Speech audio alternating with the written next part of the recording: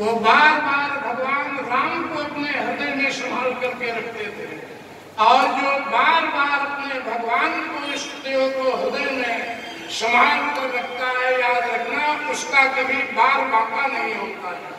और न तो लंका जलने के बाद में भी हनुमान जी का एक बाल तक नहीं जला, जब बार बार रघुवीर संभाली। अब हमको आपको क्या करना है, प्रातः काल से सायंकाल तक, सायंकाल से सुबह तक पूजा में नहीं बैठना है। पूजा में बैठोगे घर गृहस्थी दुकान का काम कैसे होगा। हर समय मंदिर में नहीं बैठना है, लेकिन प्रातः काल थोड़ा भजन पूजन भगवान का दर्शन करने के बाद जो माताएं अपना अपना काम करें, बार बार रघुवीर संभाली और झाड़ू लगाने की करी तैयारी, बार बार रघुवीर संभाली पोछा लगाने की करी तैयारी, बार बार रघुवीर संभाली स्नान करने की करी तैयारी, बार बार रघुवीर संभाली जलपान भोजन करने की करी तैयारी।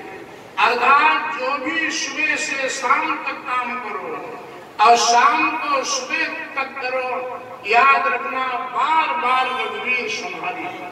जैसे कंजूस आदमी 1000 रुपया जेब में रख लेता है, पूरी बाजार घूमता है, रुपये को गिनता नहीं है, जेब से निकालता नहीं है, लेकिन बार बार वो जेब को संभालता रहता है, अंदर से ध्यान करता रहता है कि कहीं रुपया कट तो नहीं गए, कहीं रुपया गिर तो नहीं गए। ऐसे याद रखना हनुमान जी ने भी सोचा इतनी हाई जंप लगानी है, ऐसा न हो कहीं भगवान खिसक जाए या गिर जाए, तो बार बार रघुवीर संभाली। इसलिए गृहस्थों के लिए दुकान जाओ, मकान जाओ, कोर्ट जाओ, कचहरी जाओ, लेकिन एक बात ध्यान रखो, बार बार रघुवीर संभाली। और दुकान खोलने की करिए तैयारी, बार बार रघुवीर संभाली, और कोई भी सौदा उसको बेचने की करिए तैयारी, इतना बार बार रघुवीर संभाली न भूलना। तो इस तरह से हनुमान जी ने बार बार भगवान को हृदय में रखकर और इतनी हाई जंप लगाई। 3 याद रखना हनुमान जी के ऊपर बहुत बड़े संकट आए, जल का, थल का, नभ का। पहला जल का संकट भी आया, सुरसा, ये जो निशाचरी रहती थी, और याद रखना थल का संकट, नभ का संकट, जो आकाश में निशाचरी उड़ रही थी और छां से याद रखना इस तरह से पकड़ करके खा लेती थी। और थल का, जब हनुमान जी समुद्र के उधर पार गए लंका में, तो याद रखना जो लंकिनी नाम की निशाचरी, ये थल का संकट, जल का, थल का, नभ का, ये तीनों संकट हनुमान जी के सामने आए। और हनुमान जी को इन तीनों संकटों ने बाल बाका नहीं कर पाया। क्यों? एक ही सूत्र, बार बार रघुवीर संभाली। इसलिए याद रखना तीनों संकटों को पार कर गए। और पार करके सबसे पहले लंका में एक ऊंट पर चढ़ करके देखा तो सब मंदिर ही मंदिर दिखाई पड़ रहे थे।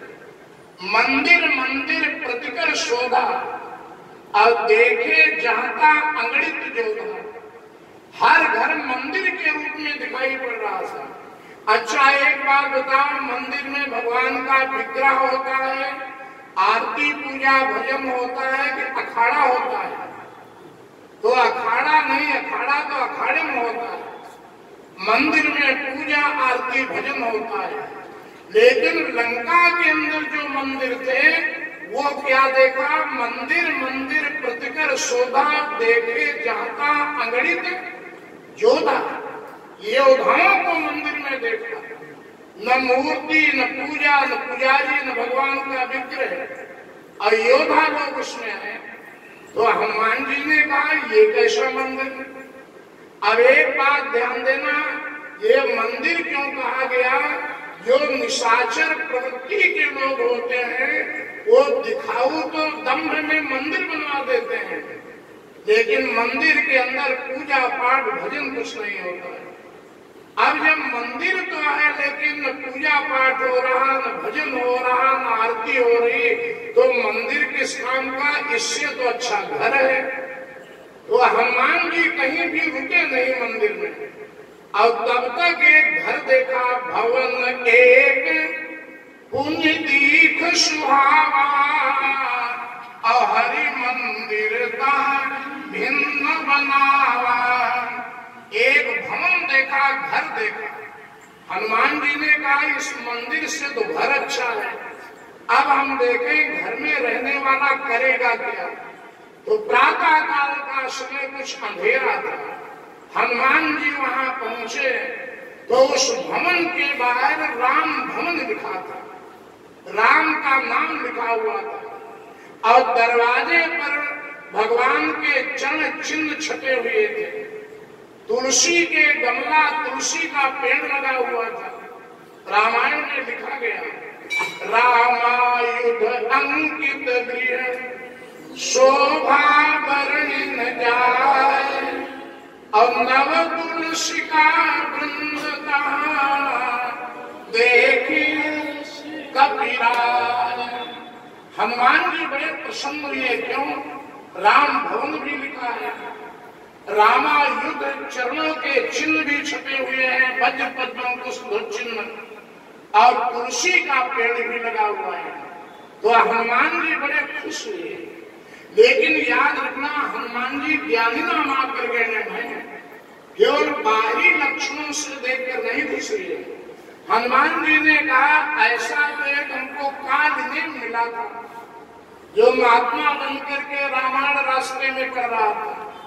लेकिन रामायण उसने न तो अयोध्या कांड से, न बालकांड से, न अरण्य कांड, न सुंदर कांड, सीधे सीधे लंका कांड से शुरू कर दी। हो कि महारण रावण राम है, और जीते हैं राम न निश्चय, जीते हैं राम न संशय राम। तो याद रखना, ये भविष्यवाणी भी कर दी, और बाद में देखा निशाचर है, तो हनुमान जी ने उसको निशाचर का फल दिया। तो हनुमान जी ज्ञानी नाम आकर गए में, इसलिए हनुमान जी ने सोचा कि ये तो संत के बाहरी लक्षण है। अब देखें अंदर जगने वाला जब जगेगा तब क्या करेगा। तो हनुमान जी दरवाजे के बगल में खड़े हो गए, और तब तक 3 बजा, और हनुमान जी जगे। क्योंकि हनुमान जी हमेशा जगते रहते हैं। व्यवहार जगत में भी 3 बजे जो जगता है, याद रखना वो संत है। मैं अपने शब्दों में कहा करता हूं, जो 3 बजे जगता है वो संत, और 4 बजे जो जगता है वो महंत, और 5 बजे जो जगता है वो भगत, और इसके बाद जो जगता है वो सीधे सीधे ठगत। 5 बजे के बाद में भी जो बड़ा सो रहा हो, आप समझ लेना न संत है, न महंत है, न भगत है, ये सीधे सीधे ठगत है, ठगने के लिए उठा है। इसलिए 5 बजे तक तो चारपाई को छोड़ ही देना चाहिए। एक बात हम और कहा करते, आपको भी बता दें, 5 बजे 4 बजे उसका उठना अच्छा है जो भगवान का भजन करता है, मंदिर में आता है। और कुछ लोग क्या करते हैं, 4-5 बजे उठ करके गांजा, भांग और बीड़ी सिगरेट पीने लगते हैं। कई लोग तो इतने पियंग होते हैं, सर्दी आ रही है, लिहाज ओढ़े ओढ़े पी लेंगे, पता ही नहीं चलेगा। अब आप बताओ, जब सवेरे सवेरे तुम अपने मुंह में आग लगा लोगे तो पूरा दिन कैसे ठीक जाएगा। इसलिए याद रखना, ऐसा आदमी जो खुराफात करे, मारतोड़ झगड़ा करे, यदि दिन के 8 भी बज गए हैं तो माताओं बहनों क्या करना, थोड़ा पर्दा लगा देना, अब कह देना अभी अंधेरा है, अभी थोड़ा और सोए। तो सवेरे उठना उसका अच्छा होता है जो भजन करता है, भगवान का नाम लेता हो, मंदिर जाता हो। और सवेरे उठकर जो खान पान, झगड़ा फसाद ये करने लगे, वो तो भगवान से प्रार्थना करना, 10 बजे तक सोता रहे, वो भी अच्छा है। तो हनुमान जी देखे ये जगेगा तो क्या करेगा, और तब तक विभीषण जगे। और जग करके उन्होंने किया क्या? राम राम तब सुमिरण की और हृदय हर्ष कपि सज्जन चीना। रामायुध राम नाम तुलसी का पेड़ देख करके हनुमान जी ने सज्जन नहीं छीना, ये तो बाहरी लक्षण है। लेकिन जब वो 3 बजे विभीषण उठे राम राम कहा, तब हनुमान जी ने सज्जन छीना। अब एक कोई सज्जन मालूम पड़ रहा है। अब ऐसा किया जाए, थोड़ा इससे अपना संबंध बनाया जाए और संबंध बना करके तब याद रखना यहाँ काम किया जाए।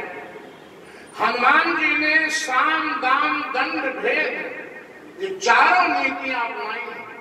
पहले तो साम नीति अपनाई और रावण को समझाया कि अब भी तुम्हारी खैर है, सीता जी को देकर के तुम राम